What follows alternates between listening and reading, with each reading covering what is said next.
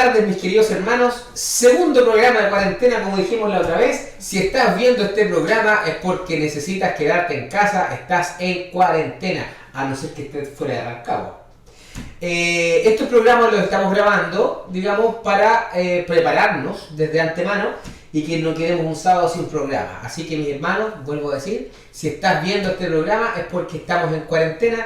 Lamentablemente no vamos a poder tener la interacción con la gente, el concurso de las guaguitas queda pendiente ahí. Pero, bueno, como siempre, para nosotros es una bendición poder compartir la palabra y estar con ustedes. Mi querido hermano Rodrigo, ¿cómo está? Muy bien, un placer estar acá con ustedes, hermanos. Y como les dijimos antes, si tú estás viendo esto, es porque tú estás en cuarentena. Justamente, este es un programa especial. Lo grabamos antes, ¿cierto? De que se decrete una posible cuarentena. Exactamente. Esto lo estamos grabando desde antes. Que para usted ya está decretado. Claro, justamente. Es una cartita bajo la manga, ¿cierto? Que tenemos en caso de, para que el programa pueda continuar. Y tengo nuevamente el placer, el honor, ¿por qué no decirlo así? Pero me De poder presentarles me llegan adentro. María Paz Rubila. Objeto de admiración de la Mari Lovers. Un objeto, solo soy un objeto. Pero de admiración, es importante. Siempre marcando tendencia de vestuario, debemos decir. Exacto. Yo sé que hay hermanas que ven el programa para saber cómo combinar la ropa durante la semana. No en base les a puedo María. creer. Manden saluditos a Mari Lovers que la están esperando. No, pero mire, tanta flor, tanta palabra, simplemente agradecer mucho cariño de todos los hermanos y de las hermanas también. Muchas gracias. Y de los niñitos aquí presentes, los niños del Señor. Muy bien, muy bien. Bueno, vamos a partir aquí del programa. Recuerde que, bueno, este programa vamos a perder la interacción con ustedes, pero el mensaje lo vamos a continuar. La otra grabación que hicimos, que también fue un especial de cuarentena, estuvimos hablando de la diferencia entre espíritu y cuerpo y nos centramos en la parte espiritual, ¿cierto? Como resumen vimos que el hombre es trino, digamos, es creado de tres partes, en donde tenemos que entender la diferencia entre lo que es del espíritu y lo que es del alma específicamente, porque en realidad el cuerpo lo que hace es obedecer a los dos. Si mi alma quiere algo, se va a manifestar también a través del cuerpo. Si mi espíritu quiere algo, se va a manifestar a través del cuerpo. Entonces el cuerpo podríamos decir que es como un esclavo de los dos, obedece, digamos, a los designios de ambos. Y lo importante es entender una persona espiritual o una persona de alma, ¿ya? Vimos la otra vez que también grabamos un video de cuarentena, vimos la parte espiritual, ¿cierto? Que tiene la comunión, ¿cierto? Dentro, que es inmensa, que es la parte de Dios. Eso es una puerta que abre Dios cuando el hombre nace de nuevo. Vimos también la conciencia que se despierta cuando el hombre nace de nuevo y también la revelación. Y todo esto está abocado a específicamente, digamos, dentro de la acción de Dios en nosotros. Cuando Dios empieza a actuar en nosotros, se revela la conciencia, empieza a haber un deseo de comunión, empiezan a haber respuestas del Señor, momentos, situaciones a través de la palabra, de oración, en los cultos, qué sé yo, en donde Dios me empieza a hablar. Por ejemplo, si usted está en un culto y dice, oye, sentí como un fuego aquí en mi interior, sentí algo especial aquí en mis manos, eso es parte de la comunión. Y también se despierta la revelación. Estas tres cosas son espirituales. Ya hoy día las vamos a contrastar con la parte del alma. ¿Ok? Entonces, muy bien, Rodrigo, puede abrir los fuegos. Justamente, tal como decía Elio recién, ¿cierto? Nosotros somos trino. Hay una parte nuestra que el espíritu, el alma también y el cuerpo. Y cada parte tiene distintos componentes y también distintas funciones, Claro. ¿cierto? El espíritu, por ser lo que viene directamente de parte de Dios a nosotros, es el encargado de gobernar, ¿cierto? El espíritu es quien gobierna. Luego tenemos el alma, y el rol del alma es un rol de mayordomía. El alma hace las veces de mayordomo de nosotros. De administrador, digamos. Justamente, es un administrador, tal como dice Paz. El alma, ¿cierto?, debe tomar y administrar lo que recibe de parte del espíritu. Y finalmente está el cuerpo, y el cuerpo viene siendo el servidor, el que ejecuta finalmente las órdenes que vienen desde el espíritu y que son impartidas a él a través de el alma. Este es el orden natural, es como Dios diseñó al hombre una vez que lo creó. Entonces vamos a ver qué componentes ahora son del alma. Habíamos visto los componentes del espíritu en el programa pasado. Teníamos, ¿cierto?, la revelación, la comunión y la conciencia.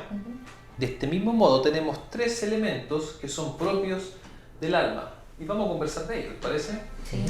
Tenemos entonces el primero, los pensamientos. Los pensamientos son parte propiamente tal del alma. Tenemos también los sentimientos. Puede haber una diferencia, ¿cierto? Hay personas que se le dice, mira, es que esta persona es más racional y esta otra persona es más sentimental, ¿cierto?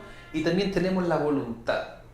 Estos tres van a conformar, y dentro de cada uno puede haber distintos matices, distintos aspectos, pero básicamente entre estos tres se forma lo que es del alma. Podríamos decir que lo que se disipula en nosotros es el alma, no el espíritu. Cada vez que alguien se está disipulando el alma, está disipulando estos tres, si podemos decir, órganos del alma, que son los sentimientos, ¿cierto? Que son nuestra razón y también nuestra voluntad, lo que yo quiero hacer. Y las tres partes del espíritu no necesitan disipularse porque están puras, esas empiezan a actuar solamente. Justamente en el pecado, lo que se contaminó, en el pecado del hombre en Edén, lo que se contaminó fue el alma. María, ¿más? Sí, iba a agregar que cuando hablamos de discipularse, hablamos de que la formación o para tomar la forma de Cristo es que estas cosas van pasando por este proceso de aprendizaje. Porque no todas las personas que nos ven también entienden lo que es el discipulado, que es un proceso de formación espiritual. ¿Cómo podríamos diferenciar, por ejemplo, cuando una persona es más bien sentimental, otra es más bien racional? Porque también son maneras de ser distintas. Hay personas que tienen una propensión quizá mayor a estar conectados con sus sentimientos. Otras personas están mayor conexión con su parte racional, ¿cierto? ¿Cómo le ha tocado a ustedes vivir esto cuando les toca, por ejemplo, discipular a algún joven o a una niña? ¿Le ha tocado ver diferencias de formas de ser?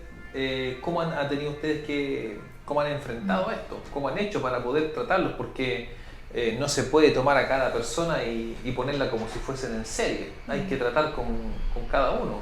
Entonces, ¿cómo te ha tocado a ti, María Paz, discipulando niñas, el trabajar con este distinto tipo de carácter?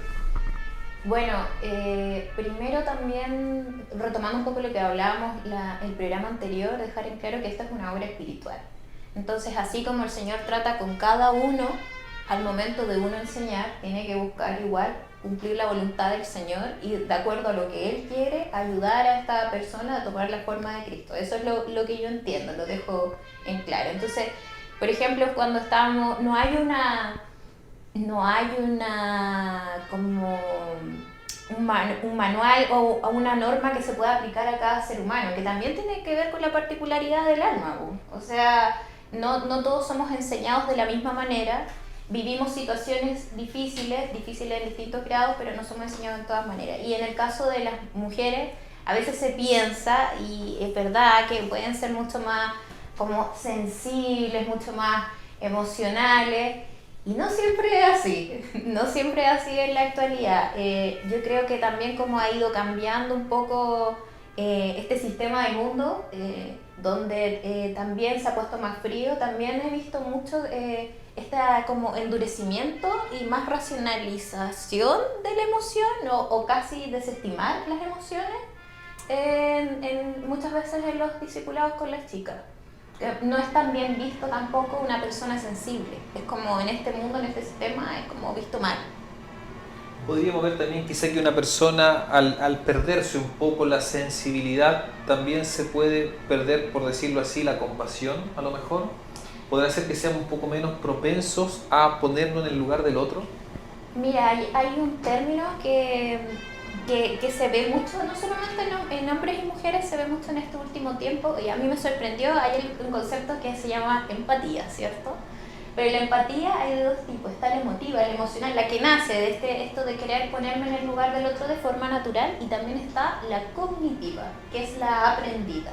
Y he visto que dentro de estos procesos en este tiempo hay mucho que enseñar referente a ponerte en el lugar del otro. No es algo que nace, es algo que efectivamente cuesta más, porque también está relacionado con la frialdad, con el aumento de la maldad también. Es difícil ponerse de repente empático con personas que generan tanto mal.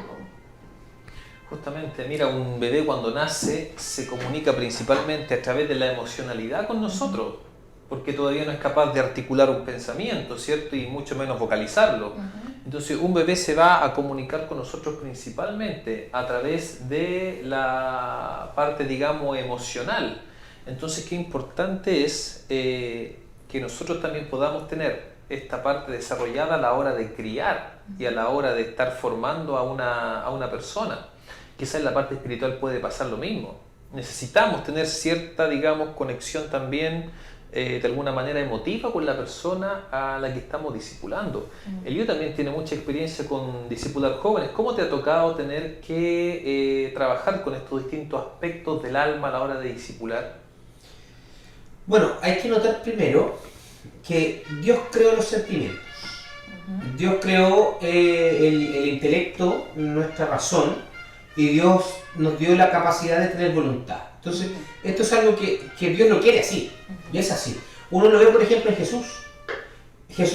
Bueno, en el programa anterior hablamos de que cuando Jesucristo, desde la eternidad, se encarnó, pasó a tener un alma. Y ahí aparecen textos como, por ejemplo, Jesús lloró. Y mucha gente, hay gente que dice, uy, pero no sé, como que me emocioné, me puse a llorar, esto no está bien. Sí. Si Jesús lloró, es porque no necesariamente todo el llanto es malo. No necesariamente. O me enojé con esta situación. ¿Y qué dice la palabra? Puedes enojarte, pero no puedes pecar con ese enojo. Jesús se enojó, claro que se enojó. Me acuerdo de cuando expulsó a los mercaderes del templo. Dice que tomó un azote y empezó a dar vuelta a las mesas. El Señor se enojó, pero no pecó con ese enojo. Entonces, las emociones las tenía Jesús. Estaban en él. Entonces, si uno lo lleva ya a explicarlo a los jóvenes, o a cualquier, en realidad, hermano, que me habla acerca de sentimientos, de cosas así, como yo lo voy guiando directamente a no pecar. O sea, lo conecto con la parte espiritual. Porque en la parte espiritual lo vimos la otra vez, está la conciencia, ¿cierto? Está la revelación y está la comunión, que dentro de ahí está la palabra, está la oración, todo. ¿Qué te mostró el Señor en tu vida? Esto. Entonces, que tus sentimientos no pasen a llevar esto. O sea, Dios me mostró, por revelación, me dijo que yo era un hombre que me airaba mucho. Por ejemplo, ya lo vamos a dejar de esa manera. Hay mucha gente que ha pasado esto. Que yo era un hombre que me airaba mucho. ¿Qué va a pasar con mis sentimientos? De repente me va a venir ira, me va a venir un enojo. No he pecado todavía cuando me enojé. Cuando empecé a pecar, cuando dije, pero ¿cómo se le ocurre? Tú soy un bla, bla, bla, que aquí, que allá, y me empiezo a irar. En ese momento mi conciencia, la parte espiritual, empieza a trabajar ahí, y ahí está mi parte, el alma, si yo la freno o no. Entonces, ¿qué consejo yo doy? Que lo que el Señor te ha revelado, lo que el Señor te ha mostrado, o lo que está en la palabra, no lo pases a llevar producto de tus emociones. ¿Ya? No lo pases a llevar producto de tu conciencia. Perdón, no producto de tu conciencia, sino producto de lo que está en tu mente. Sí. ¿Cierto? O sea, yo pienso esto, la palabra dice lo contrario, pero así pienso yo. Ahí hay un error, ahí hay un problema. Porque la conciencia, se me fue la palabra, nuestra razón tiene que estar bajo el espíritu. Entonces, yo siempre animo a la gente que discipulo y que voy guiando, que las cosas del espíritu sean mayores que las cosas del alma. Y más que mayores, que se sujeten las cosas del alma a las cosas del espíritu. Mira, yo estaba pensando si nuestra alma fuese un barco y pudiésemos graficarlo de esta manera. En un barco tenemos, por ejemplo, empecemos en un barco de la antigüedad, ¿cierto? Puede tener un mástil, ¿cierto? Y el mástil también tiene velas. Claro. Entonces, Entonces, estos ambos elementos, el mástil, digamos, las velas, los distintos tipos de velas, le dan una función al barco que es la del impulso, ¿cierto? A través de estas cosas, el barco puede ser impulsado, el barco va a mover, va a recibir la energía a través de estas cosas, que podrían ser nuestros pensamientos y nuestras emociones. Nuestros pensamientos y emociones a nosotros nos impulsan, nos llevan, nos mueven a tomar decisiones, a tomar determinaciones, a tomar distintos tipos de acciones. Pero yo les pregunto, ¿un barco que tiene solamente velas y tiene mástil, estará completo? No llega a puerto, digamos. No llega a puerto, por mucho que tenga la energía, ¿cierto? Se requiere de otro elemento principal en un barco para poder, ¿cierto?, canalizar todo esto. Y aquí está el timón del barco, entendemos. El timón, ¿cierto?, que es lo que le da al barco ya la dirección.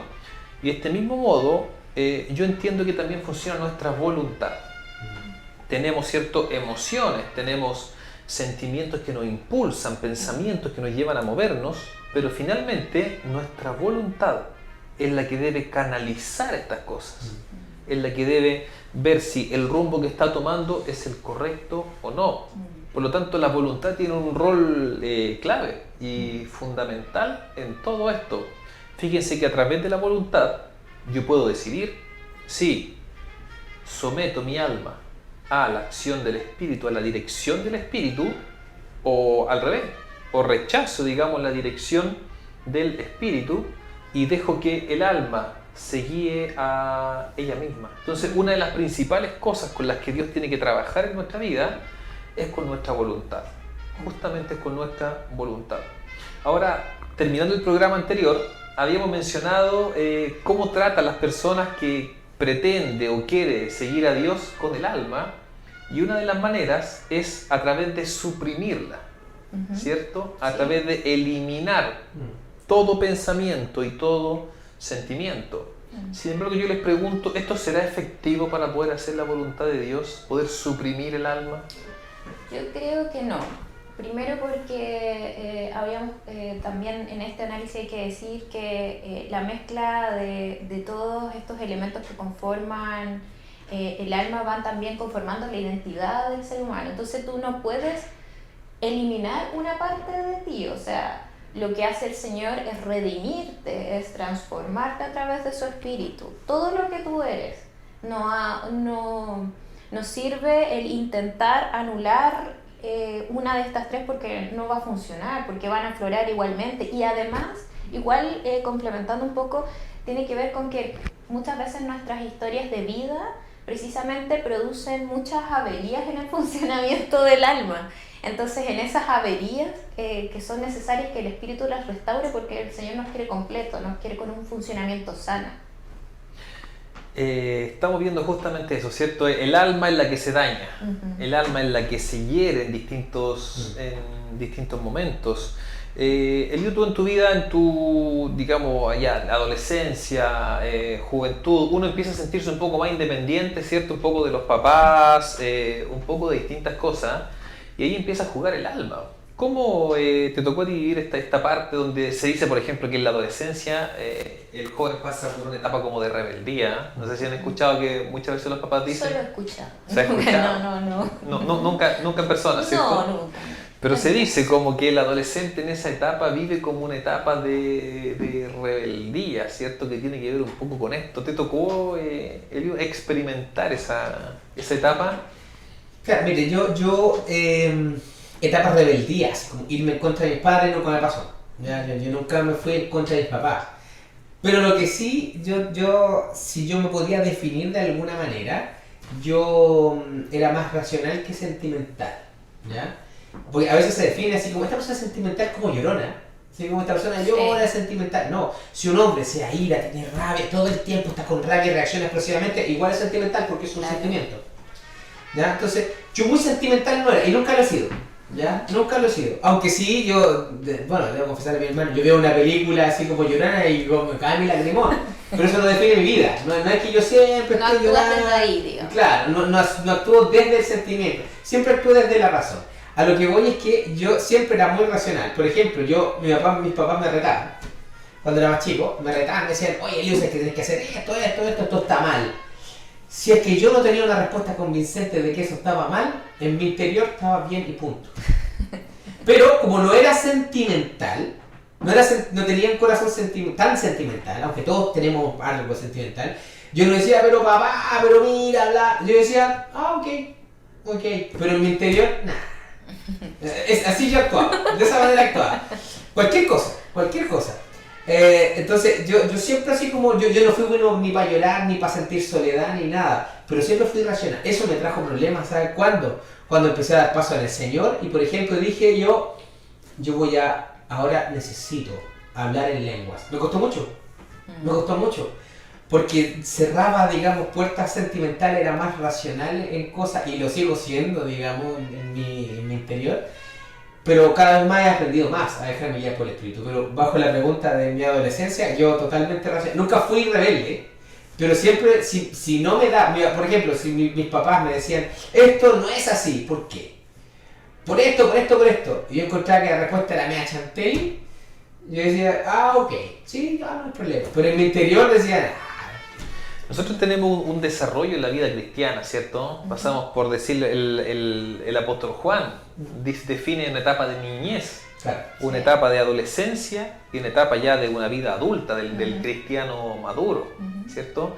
Yo creo que la etapa de niñez que caracteriza a un recién nacido espiritual, todavía, si bien su espíritu, estos tres elementos, el espíritu ya nació, pero él todavía no sabe cómo vivir a través de ellos. Claro. Tiene el espíritu, tiene ya el Espíritu Santo en su vida, su espíritu ha revivido, pero siguen muchas cosas todavía guiándose un poquito por el alma, ¿cierto? Es un cristiano todavía que es un niño espiritual. Es un niño espiritual. ¿Qué necesitaría un niño espiritual para ir avanzando? Juan diferencia entre niño, ya un joven y un adulto que él lo define ya como un padre espiritual. ¿Qué necesitaría, qué le recomendarían ustedes a una persona que partió recién en el Señor o que a lo mejor puede que lleve años en el Señor? Porque esto no tiene que ver con tiempo cronológico. Hay personas que llevan años en la iglesia, 20, 30 años, y todavía siguen siendo niños espirituales. Yo creo, lo primordial para mí, lo que yo he aprendido es mantener una comunión con el Espíritu Santo primeramente, con el Señor. Comunión con el Señor, una comunión que nos va permitiendo primero ir tomando esta leche espiritual, este acompañamiento, y también entender que es una relación personal. ¿Por qué? Porque muchas veces, también yo debo decir, que las personas toda la vida van a requerir de este ayo o de este coyuntura que toda la vida me lleva a Cristo y no desarrollo una vida espiritual y siempre termino siendo un niño, una persona. Es como si un niño no lo estimula, no aprenda a caminar, no aprenda a hablar, vive a través de un otro.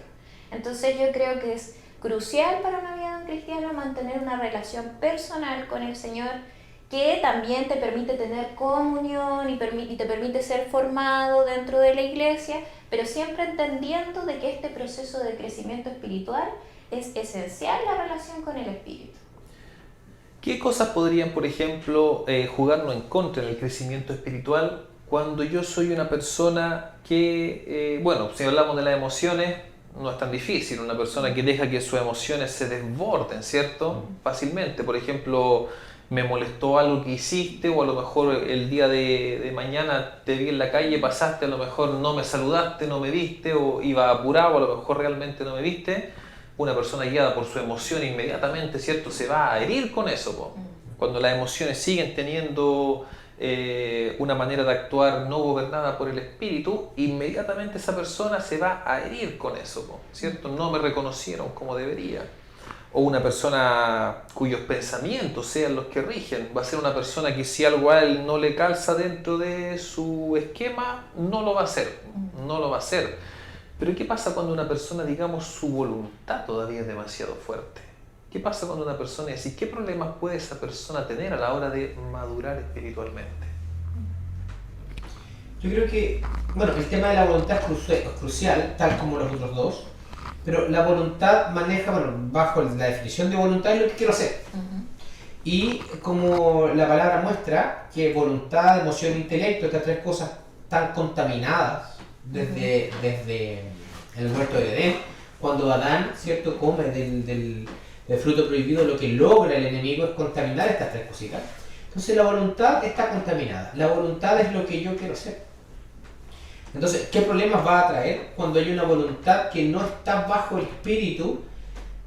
Claramente va a ser a un cristiano o a un discípulo religioso, a un cristiano religioso, en donde va a conocer la Biblia, va a conocer las cosas del Señor, pero su voluntad no la va a llevar a Dios. Aquí voy, si hay algo que yo no quiero hacer y que Dios me está diciendo, usando los tres canales espirituales que dijimos, ya sea que Dios me reveló algo que debo hacer, ya sea que la palabra me lo dijo a través de la comunión, ¿cierto? Ya sea que mi conciencia me lo vaya diciendo, estos tres órganos espirituales, pero si mi voluntad, que es la parte del alma, no está rendida a Dios, yo voy a ver esta parte espiritual como una opción, como opcional, así como, Claro. sí, sería bueno, pero esta vez no. Entonces ahí habría un problema en el discípulo. Yo muchas veces he escuchado, por ejemplo, hermanos que me dicen en culto, que es algo tan simple, bueno, parece simple, que el Señor, muchas veces he escuchado este testimonio, que dice, oye, el Señor me mostró este texto bíblico, que lo fuera a dar adelante. Y ahí, salta el corazón, que aquí, que allá, que hago, que hay. Y eso es un órgano del espíritu. El Señor está revelando que se dé algo y se va a dar en la comunión con los hermanos. Estamos siendo precursor de algo espiritual y ahí empiezo, que no, y si estoy equivocado. Si un hermano se va a dar un texto, nadie le va a decir así como, sáquenlo, nadie va a decir eso en un culto, nadie, no va a tirar cuestiones, nadie. Simplemente va a ponerse a leer el texto, pero va a estar tiritando que no. ¿Y qué dice el Señor? Le dice, no, Señor, para la otra, mejor que no. ¿Qué ganó ahí? Esa es la pregunta. ¿Ganó la parte de la carne o ganó la parte del espíritu? Yo creo que esa pregunta tiene que hacerse uno siempre. Ahí ganó la voluntad. Ganó el, no quiero hacerlo. Ganó la voluntad y no ganó lo que debería ganar, que es la revelación y la comunión. Hay gente que puede preguntar, oye, pero ¿yo debo tener fuerza de voluntad? Yo creo que es bueno tener fuerza de voluntad, nos ayuda en muchas cosas. Si alguien que tiene mucha fuerza de voluntad es alguien que no va a dejarse llevar fácilmente por sus emociones, ¿cierto?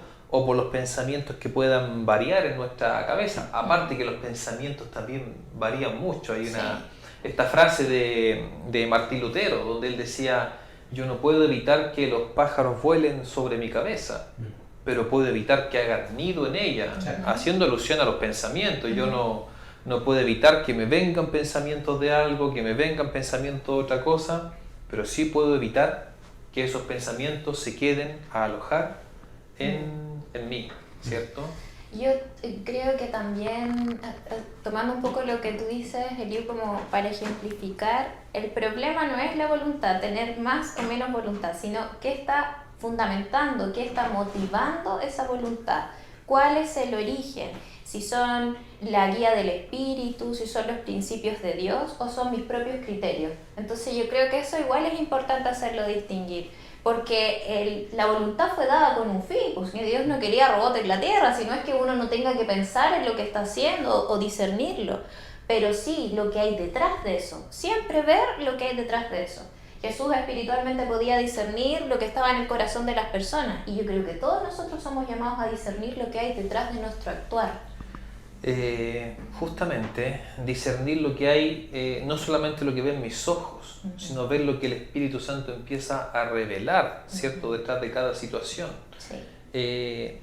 Hablando de este tema de la voluntad, ¿cierto?, de cómo la voluntad nos funciona para dar dirección, yo no siempre puedo suprimir un sentimiento, ni puedo suprimir un pensamiento, pero la voluntad puede funcionar como este timón, que lo que hace le va dando dirección a estas cosas.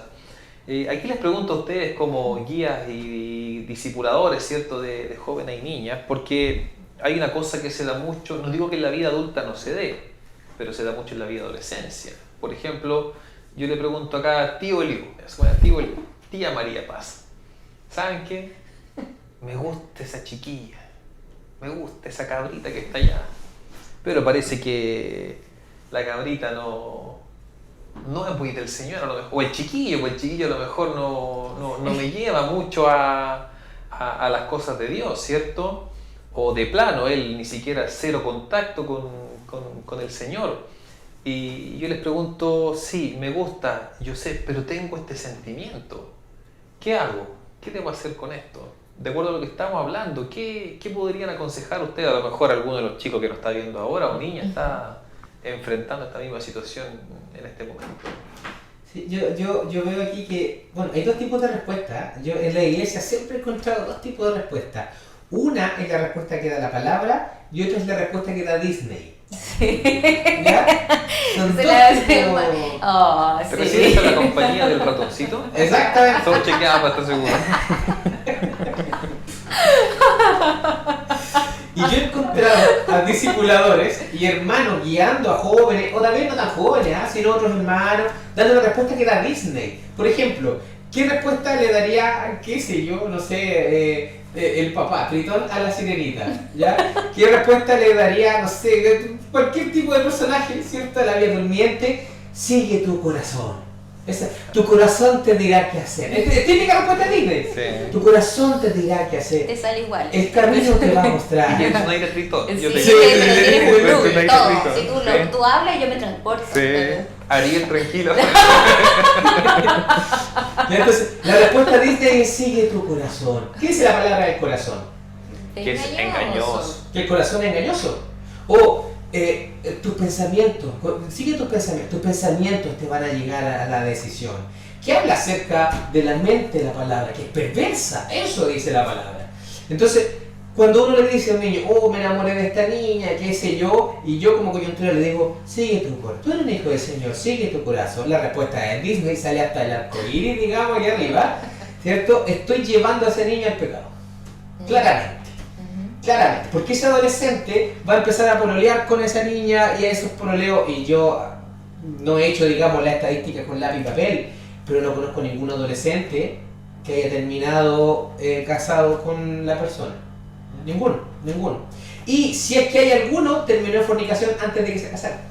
Entonces, hasta las estadísticas matemáticas muestran esa realidad. Entonces, ¿qué es lo que debo decir ante esto? ¿Sigue tu corazón? No, sigue lo que dice la palabra. La palabra te habla de decisiones, que tú sí seas sí, que tú no seas no, y ahí está la voluntad, ¿cierto? Ahí está nuestro intelecto, está todo mezclado, que la decisión que tú tomas va a ser eterna y todo lo que tú haces tiene propósito. Tu pololeo, tu relación, ¿te gusta esa niña? ¿Va a tener propósito? ¿Quieres casarte? ¿Quieres formar una pareja? ¿Qué sé yo? No. Entonces, ¿para qué lo vas a hacer? Mira, estaba pensando, sería lindo tener, hablando de Disney un poco, siguiendo con este ejemplo, sería lindo tener como el don de desenamorar. Imagínate que llega y dice, pero es que estoy enamorado de ese joven, sé que ese joven no me conviene, pero es que estoy enamorado, estoy enamorada, a ver, ahora desenamórate, y qué sería lindo. Lamentablemente no contamos con eso. Pero el adolescente se enamora tan rápido, el problema es que ya se metió en una relación. Y ahí está el problema. Pero yo ahí tengo un tip, les tengo un tip. Ya, yo creo... por algo le tiró. No, les tengo un tip. Yo creo que aquí tienen que pensar esto. Para el ser humano lo más difícil es asimilar la norma. Que te digan no o que te digan sí en tu proceso de formación, que te lo impongan es difícil. Dependiendo de la edad se va volviendo más difícil. El adolescente es más evidente en su reacción, te carga que le digan que no, y lo va a decir, lo va a expresar, o va a ser más pillo como aquí presente va a decir sí, por dentro no, igual va a ser más sensato. Entonces yo creo que en esto uno tiene que ser cuidadoso también, en claro, llevarlos a la palabra, pero hacerles ver que la toma de decisión, el acto de voluntad es propio. Si tú no haces eso, el otro cree que le están imponiendo una idea. Y ahí también es un acto de una relación religiosa. Claro, uno por obediencia puede hacer cosas porque sabe que me edifican, pero cuando no tengo todavía la madurez espiritual para eso, no comprendo por qué el no edifica mucho, tan solo decir no. Ahí va la importancia de trabajar con el programa anterior, con los aspectos espirituales, antes que los aspectos del alma. Porque el discípulo va a tener la propia conciencia. Si es que yo no incentivo al discípulo y no lo llevo a que tenga revelación de Dios, por más que yo le intente decir cosas sin revelación de Dios, no puede. Exacto, porque también pasa mucho como coyunturas que de repente la persona te cuenta 20.000 veces el mismo problema. Es que volví, es que terminé, es que volví, es que terminé. Pero eso tiene que ver con un tema ya más profundo, que es como, a ver, ¿qué es lo que quiere el Señor detrás de todo esto? Claro. Entonces, por eso yo creo que es importante, y retomo, el siempre buscar que se desarrolle una vida espiritual por sobre a que te haga caso, porque también uno puede caer en eso. Justamente, mira, lo que hablábamos, el sentimiento, quizá los sentimientos no se pueden suprimir, pero se pueden canalizar, Exactamente. pero se pueden guiar. Yo una vez pensaba en cómo funciona esto en nuestra vida y me vino a la mente cuando yo me despierto en la mañana y tengo que ir a trabajar. Y ahí yo encontré como un cuadro completo de cómo funciona el espíritu, el alma y el cuerpo, ¿cierto? Uno está durmiendo, pone el despertador, qué sé yo, 6:30 de la mañana, por ejemplo, está durmiendo pero arropadito, a una temperatura ideal, y de repente suena la alarma. Suena esa alarma que te dice, hay que ir a trabajar, hay que levantarse, hay que dejar, ¿cierto?, lo lindo de esa cama cálida a tener que salir al frío y tener que salir a trabajar. ¿Cuál es nuestra primera reacción cuando escuchamos la alarma? ¿Cómo reaccionas tú, Paz, cuando recién suena ese celestial sonido de la alarma en la mañana? Es un tormento, Rodrigo, es un tormento, te lo digo claramente, un tormento. La primera parte, ¿cierto? Hay algo dentro de mí que ¿qué es lo que me dice? Yo quiero seguir durmiendo. Ahí está la voluntad, surge al tiro la voluntad. Yo quiero seguir, y la voluntad, y también ¿qué surge? Mis sentimientos, Sí. porque mi sentimiento, ¿qué es lo que quiere? Continuar. Yo quiero quedar acá. Es más, uno levanta, después ya, tal vez sale de la cama, abre la cortina y está nublado. Me toca seguir el día nublado, este día está fome. Es una respuesta sentimental esa. Sí. Oh, está fome el día hasta quedarse en la casa. Entonces yo en ese momento tengo muchos sentimientos, tengo muchos pensamientos, la alarma está ahí diciéndome que tengo que levantarme para ir a trabajar, y a través de mi voluntad yo tengo que tomar una decisión. Tengo dos opciones: o escucho lo que mi conciencia me dice que yo tengo una responsabilidad que asumir, o escucho lo que el sentimiento, los pensamientos me dicen que quieren quedarse ahí. Yo tengo que actuar no por lo que siento ni por lo que pienso quizá, sino que debo actuar por la responsabilidad que me da la conciencia, ¿cierto? Entonces uno llega, toma la decisión, ya, uno se envalentona ahí, ¿cierto? Ya digo, tiro el cubrecama para atrás y me tiro de la cama y me levanto, ¿cierto? Me levanto y quizá llego, todavía me levanto y a lo mejor voy caminando todavía así como sonámbulo al baño todavía, ¿cierto? Ya, a través de la voluntad yo tomé una decisión. Los sentimientos todavía no me acompañan, los pensamientos quizá tampoco todavía me acompañan, solamente por mi voluntad estoy canalizándolo para obedecerle a la voz, digamos, de la alarma, pero sería un ejemplo de la voz del espíritu en este caso. Llego, voy, quizás tomo una ducha, me tomo un buen desayuno, un buen tazón de avena, ¿cierto? Ya estoy listo. La Paz en este momento quizás se pegará una maquillada, ¿cierto? Bien bonita, bien preparada para ir a trabajar. Yo me peinaré los pocos de pelo que tengo, si uno tiene que arreglarse como puede, pero ya que estoy bien ahora preparado, listo, salgo a trabajar. Llego, y ahora a lo mejor en el camino, ya antes oré, me presenté delante del Señor, ¿cierto? Empiezo a trabajar, pero ya ahora empiezo a sentirme ya que ya no quiero estar en la cama, ya quiero estar trabajando. A lo mejor llego a trabajar, tengo metas que cumplir, me enfoco en las metas, y de repente, sin darme cuenta, ya los sentimientos y quizás los pensamientos ahora también se sumaron. Van más lento, van más atrás, pero si yo con mi voluntad finalmente tomo la decisión de obedecer la voz del espíritu, puede que los sentimientos no respondan al tiro, puede que los pensamientos no respondan al tiro, pero finalmente tendrán que someterse cuando yo tomo la decisión de obedecer al Señor.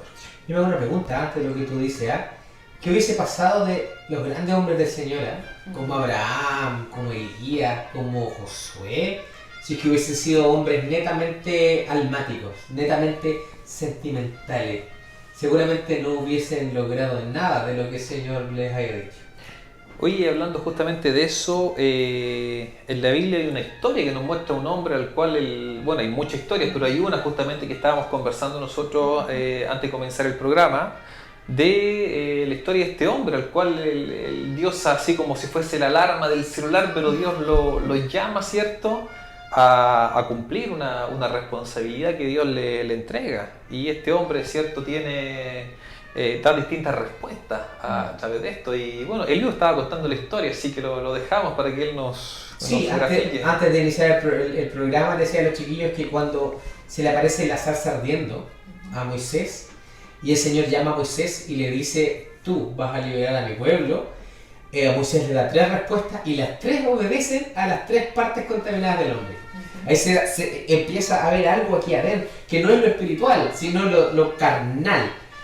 Cuando, por ejemplo, el Señor manda a Moisés, ¿cierto? Le dice el Señor, le dice, tú vas a ir y vas a liberar a mi pueblo. Una de las respuestas que le da Moisés es sentimental, tal como la tendría cualquiera, no en una empresa tan grande como ir a liberar a un pueblo de otro país, sino que tal vez cuando el Señor te envía algo, y ¿sabes lo que dice Moisés? Señor, ¿y si nadie me escucha?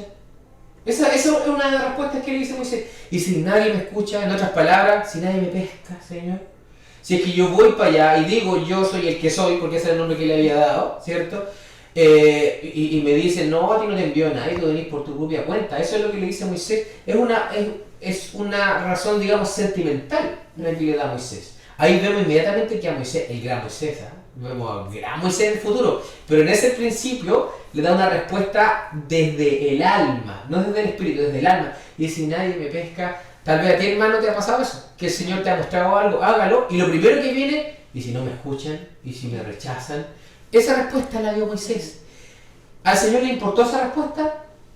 La verdad es que no, porque no venía del espíritu, venía desde el alma. Después el Señor le sigue hablando, le sigue y le da un nombre y le sigue hablando, y Moisés le da otra pregunta, más que un pretexto, digamos, le da, y le dice, ahora con una respuesta de la razón, ya una respuesta intelectual. Le dice, pero Señor, yo soy tardo para hablar, soy lento para hablar, o sea, en otras palabras, no tengo las capacidades para esto. Entonces le da una respuesta de esta otra parte del alma que tiene que ver con la razón. O sea, ni siquiera tengo dedos para el piano. En otras palabras, el Señor le está diciendo. Es como cuando el Señor le dice a alguien, usted va a ir, yo te he capacitado, bla, bla, bla, le puede decir a una persona. Y le dice, usted va a ir a un hogar de ancianos y va a dar esto, y yo te quiero ahí. Alguien tal vez decía, pero Señor, ¿por qué no mandas a un trabajador social que tiene más capacidad que yo? No va por esto. No va por la intelectualidad. No. Yo ahora quiero que usted comience a ministrar la palabra. Pero Señor, ¿por qué no envías a alguien que tenga mejor oratoria que yo? No va por la razón. Entonces ahí Moisés le da esta respuesta racional. Y el Señor le importó esa respuesta para nada, porque era una respuesta desde el alma.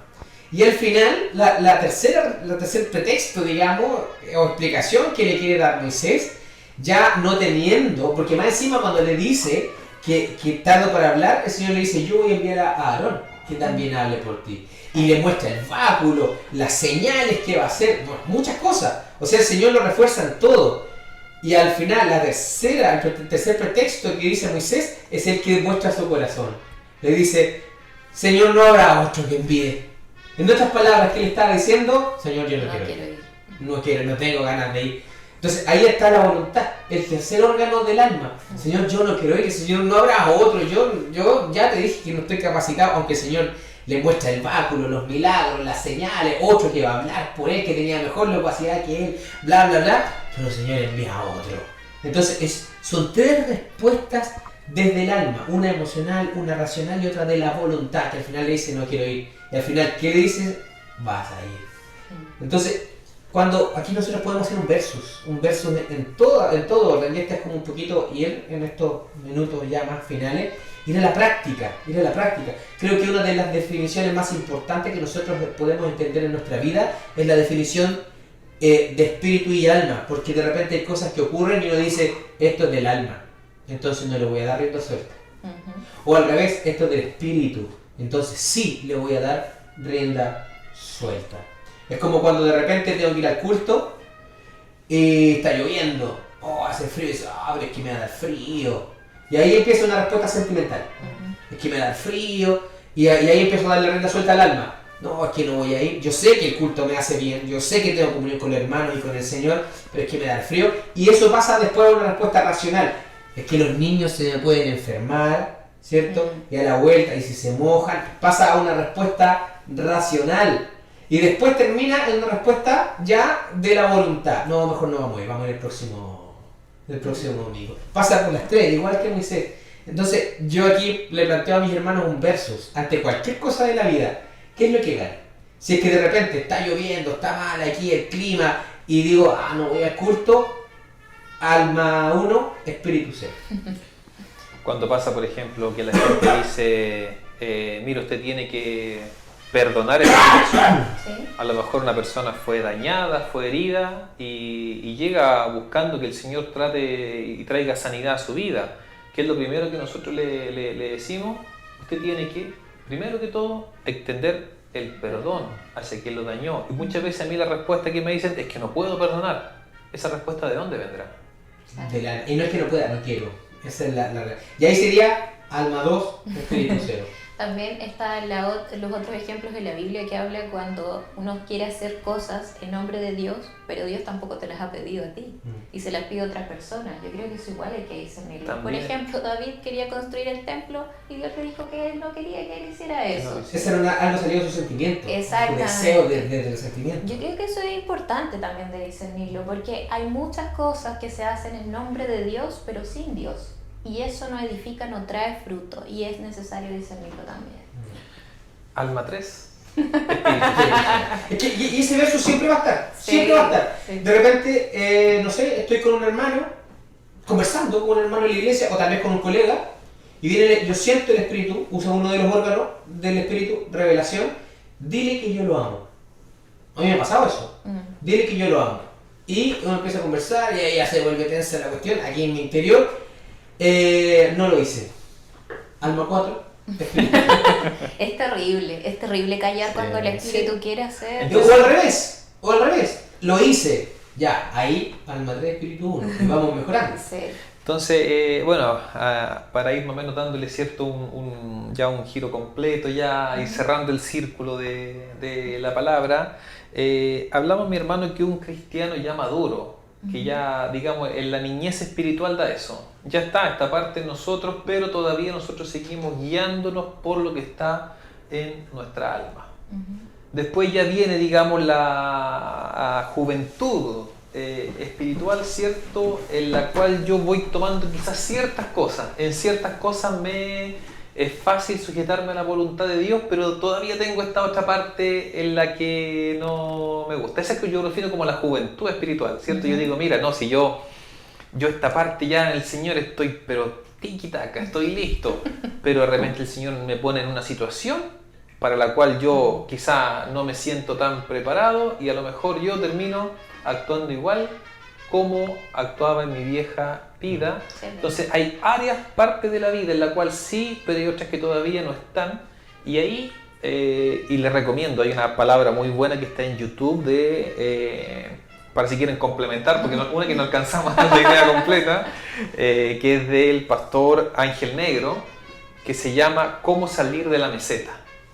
Se la recomiendo por si quieren verla. Cómo salir de la meseta está en YouTube del pastor Ángel Negro y es como el Señor va tratando con áreas de nuestra vida las cuales yo todavía las he dejado fuera de la voluntad del Espíritu.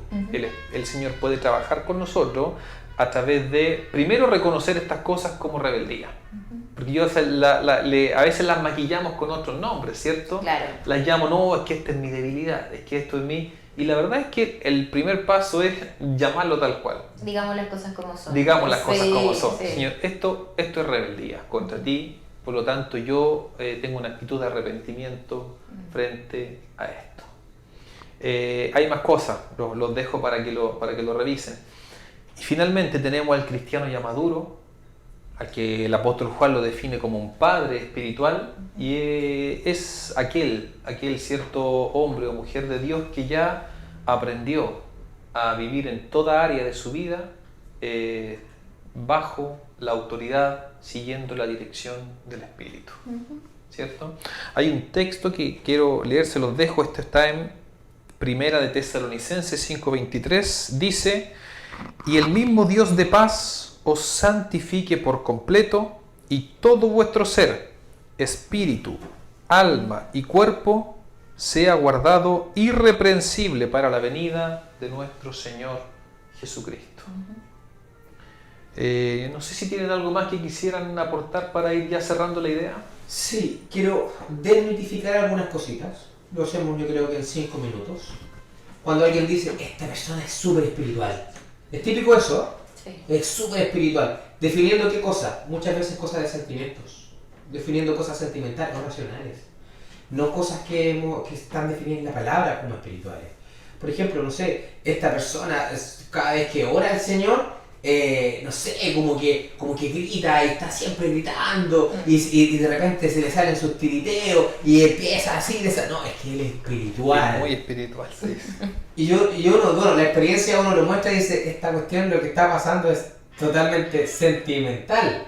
No quiere decir que todas esas manifestaciones, eso sí, que todo ese tipo de manifestaciones sean sentimentales, pero hay muchas que son imitaciones. Sí. Y que son sentimentales más que espirituales. Son casi culturales, como que toda la vida yo vi hacer esto a la gente, entonces yo también tengo que hacerlo porque quiero ser como ellos. Justamente, hay una hermana que me acuerdo que corregimos hace años atrás, que ya, vamos a orar. La hermana estaba súper bien, y empezamos a orar ya. Vamos a orar. Gracias Señor porque tú tienes con nosotros. Y se ponía, ya, bien, ya, perfecto. Segunda reunión, segundo discipulado. Gracias Señor, y se ponía a llorar, se ponía a llorar, y ahí tuvimos que, bueno, no fui yo en realidad, porque en ese tiempo yo era niño, ¿ya? Fue el pastor Eugenio en realidad. Ya tomando. Y le dijo, ¿por qué usted llora? No, es que el Señor me toca. ¿La toca el Señor o usted llora? Y sabe que esa pregunta que el Señor le hizo a la hermana después, empezó no suprimiendo esa cuestión, sino que dijo, usted la estoy provocando yo. Y empezó a dar gracias Señor porque tú estás. Y su oración empezó a ser de gozo más que de pena. Entonces hay muchas cosas aprendidas que son sentimentales más que espirituales. Y esas se definen espiritual. O cuando uno dice, oye, este culto fue espiritual, ¿cierto? O hubo presencia del Señor, este culto fue súper espiritual. ¿Definido a qué? A que ahora es con el culto, que el hermano se cayó y que se cayó la mitad de la galería y que esas son manifestaciones. Pero la parte espiritual tiene que ver con la comunión. Cuando hay comunión ya hay espiritualidad. ¿Qué es lo que dice el Señor? Si hay dos o tres reunidos en mi nombre, ahí estaré yo en medio, sí. Porque la parte espiritual es la comunión. Sí. Cuando el Señor dice una palabra de revelación a la iglesia, algo tan simple, por ejemplo, el Señor dice que yo les amo y que vengan y descansen en mí, es tanto igual de poderosa como cuando el Señor diga al Señor quiere sanar a este y a este, porque las dos vienen de la misma área espiritual. Entonces, desmitificar un poquito eso. Y desmitificar a una persona espiritual, para mí una de las definiciones más importantes que sacan un poco de nuestra percepción religiosa o evangélica de lo que es espiritual es Primera de Corintios. No lo vamos a leer, solamente los dejo como tarea. Primera de Corintios 1 al 3, el apóstol Pablo define una iglesia espiritual, que me encanta.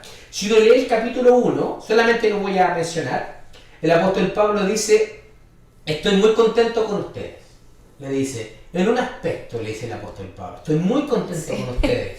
Y después dice, porque ustedes tienen todos los dones. El que entra a la congregación recibe profecía de todos, recibe lengua de todos. El que entra enfermo sale sano. Imagínense ese tipo de iglesia. Yo nunca he estado en una congregación así, en que todos tengan profecía, en que entra una persona y le dice, ¿sabe qué, hermano? Usted ha tenido esto en su vida. Y aparece otro, vamos a sanar. Y aparece lengua, interpretación de lengua, activo en la iglesia. Eso estaba pasando en la iglesia de los Corintios, estaba pasando ahí. Y el apóstol Pablo dice, estoy muy contento. Yo me hago esa pregunta, si entro a esa iglesia en donde los enfermos salen sanos, los endemoniados no aguantan, en donde una persona habla en lengua y otro dice, él está hablando esta situación en espíritu, y uno está viendo todo eso, ¿cuál sería la respuesta de uno? esta iglesia Es muy ultra espiritual. Claro. Muy espiritual. Es ultra espiritual, definiendo un poco la acción de Dios. Pero si uno ve 1 Corintios 3, ¿qué es lo que le dice Pablo a esa misma iglesia? Dice, pero yo no puedo hablarles como a espirituales. Y ahí, pum, se cae el concepto de espiritualidad en la Sino como a iglesia. carnales, le dice. Sino como a carnales, como a niños. Y le eso dice. que estaban todos los dones manifestándose. Y Ah. aún le dice, pero ustedes son carnales todavía. Sí, entonces digo, tengo que, inclusive tengo que, y no le dice a algunos, le dice, debo decir que ustedes son carnales, son carnales espirituales, tengo que hablarles como niños, no están preparados para una comida sólida. Y ahí dice, ¿por qué? Porque entre ustedes hay División. divisiones, celos, pleitos, hay contiendas entre ustedes. O sea, aparecía uno hablando en lengua, aparecía otro y había tal vez un pleito ahí, Claro, había ¿cuál situaciones. de los dos hablaba en lengua más bonita? A lo mejor Claro. cuál de los Exactamente. dos tenía la mejor profecía, cuál de los dos tenía la mejor revelación. ¿Cuál tenía más discípulos que el otro también? Claro. Entonces, ¿a qué acudió él? Dice, ustedes, en otras palabras, son sentimentales. Sí. Ustedes tienen pleitos, sus emociones las dejan llevar, la voluntad de ustedes está desatada, así como no, yo soy de este lado, porque aquí también dice de Pablo, de Apolo, está todo eso, había un bando de división. Entonces, no, racionalmente nosotros somos de acá y de acá nuestra voluntad también actúa. No, yo no voy a escuchar a este porque yo soy de aquí y de allá. Esas peleas habían, por lo tanto son carnales.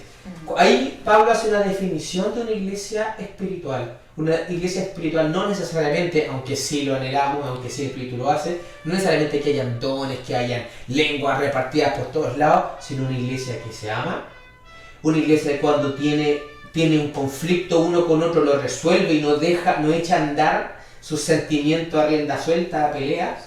Cuando hay algo que él dijo y a mí no me parece, yo primero freno mi razón y hablo con el hermano, con un tercero, y le digo, ¿sabes que esta situación yo encuentro que no está bien? Y el otro hermano tiene la capacidad y la madurez para decir, ok, vamos a analizar, a ver, estudiemos, veamos y veamos quién es el que tiene la razón en esto de acuerdo a la palabra, y así, y esta iglesia se mantiene unida en amor. Entonces, pueden pasar muchos hechos espirituales en una iglesia, pero si hay celo, contienda, si hay disensiones, todo lo que dice ahí, pleitos, esa iglesia pasa a ser carnal. Entonces, una persona espiritual es una persona que su alma, sentimientos, voluntad e intelecto los pone bajo el Espíritu Santo. Bajo el Espíritu Santo. Si es que los sentimientos voluntarios y el intelecto están sobre el Espíritu Santo, es una persona carnal, aunque tenga el Espíritu. Es una persona carnal. ¿Por qué? Porque los sentimientos van a dominar al Espíritu. El alma completa va a dominar al Espíritu. Por lo tanto, esto quiero sacar un poco, descorrer de nuestra vista, tal vez muy religiosa muchas veces, que una persona espiritual es una persona que ora y otra persona sana. O sea, voy a orar por esta persona y sanó. Es que este tipo es espiritual. No necesariamente. Si una persona ora y la otra sana y después anda peleando con todo el mundo, es una persona carnal. Uno puede ser usado y no aprobado. Correcto. En definitiva. Claro. También muchas a veces una persona que tiene muchas actividades, digamos, de la iglesia también se dice, esta persona es muy espiritual. Es que es espiritual. Porque tiene muchas actividades, pero esas actividades pueden ser motivadas desde su propia alma y no necesariamente del espíritu. Justamente. Bien, pues hemos tocado hartos temas. Seguramente que este tema le queda mucho más para poder sacarle, pero al menos logramos darle un pantallazo general. Y tendremos quizá la ocasión de seguir profundizando más adelante en una siguiente pandemia. No, en un siguiente momento. El siguiente apocalipsis. Nos estamos viendo, mis hermanos, próximamente. Que el Señor siga bendiciendo. Protéjase en su casita. Sí. Respete nuestra cuarentena. Eso es espiritual, por si acaso. Sujetarse es espiritual. Sujetarse a las autoridades es espiritual, porque ahí está la conciencia y la palabra, las dos funcionando. ¿Qué dice la palabra? Sujétese a toda autoridad, porque ella ha sido delegada por Dios. Entonces, cuando yo me sujeto a la autoridad, estoy siendo espiritual, porque le estoy dando cabida a lo que el Espíritu Santo me dice a través de la palabra. Eso es bien importante. No, pero es que yo tengo que salir, eso es del alma. Ahí sería alma 5, Espíritu 0. Ese partido lo iniciamos ahora, en realidad inició cuando usted se bautizó, mi hermano. Sí. Pero ese partido sigue. Cuando usted muera, el Señor va a llevar el conteo y va a decir, aquí ganó el Espíritu. Eso va a decir, aquí ganó el Espíritu. Y en esta otra vida va a decir, aquí el alma ganó por goleada. El Señor no va a hacer otra cosa que eso. Aquí vamos a ver el marcador final. qué es lo que usted le dio más libertad, al espíritu o al alma? Esa es como si pudiésemos caricaturizarlo, con alguien que va a decir, según esa parábola, venga bendito Hijo del Reino de mi amado Padre, preparado desde antes de la fundación del mundo. El Señor va a mirar el marcador nomás, el marcador final del partido, espíritu cuánto, alma cuánto. Esa es como un poco la caricaturización, digamos, de lo que el Señor va a hacer con nosotros. Mario, ¿algún saludo para tus seguidores que deben estar extrañándote en este momento en casa? Oh, bueno, todos los cariños a los hermanos en general, seguidores y no, y detractores, a todos. Bueno. Un abrazo en el amor del Señor. Animarnos a todos a que este es un proceso de formación que efectivamente la tarea es del Señor, que si uno se dispone, Él la cumple. Y tampoco a quedarse solamente con la propia opinión, porque el corazón es engañoso. Entonces podemos creer estar haciendo bien y a veces el ser humano tiene temor a examinarse. Y no hay que temer eso, hay que dejar que el Señor te examine, porque además junto con examinarte te sana, te limpia, fortalece. Poniendo el corazón y la vida en luz, uno se va edificando. Así que ánimo. Amén, pues tal cual, ¿cierto? El Señor quiere que nosotros tengamos nuestra vida en luz, que expongamos todas las cosas en las que tenemos rebelión, pero no para condenarnos, sino que Él quiere hacerlo para poder trabajar en nosotros y, como dice la palabra acá, perfeccionarnos. El Dios de paz, dijimos, dice, os perfeccione, os santifique hasta la venida de nuestro Señor Jesucristo. Y dice, purifique vuestro espíritu, alma y cuerpo. Amén. Amén. Muchas bendiciones, que el Señor siga guiando sus vidas, prosperándolo y que el Espíritu gane por goleada. Les recordamos, mis hermanos, que estamos en una campaña desde el mes de marzo para ir en ayuda de familias con necesidad económica. Esta labor ha sido de mucha bendición para todos los que hemos participado. Por eso, no olvidemos que compartir de lo que tenemos con otros es indispensable en estos tiempos. Les invitamos a poner el amor en ejercicio cooperando con las familias de nuestra congregación que están sin trabajo. Todos ellos han podido ser sostenidos por su constante apoyo económico, pero encontrar trabajo en el contexto actual se hace cada día más complejo. Les invitamos a contactarse a este número para coordinar sus aportes con el pastor Tito Celis. Dios ama al dador alegre. Compartamos de lo que Dios nos da.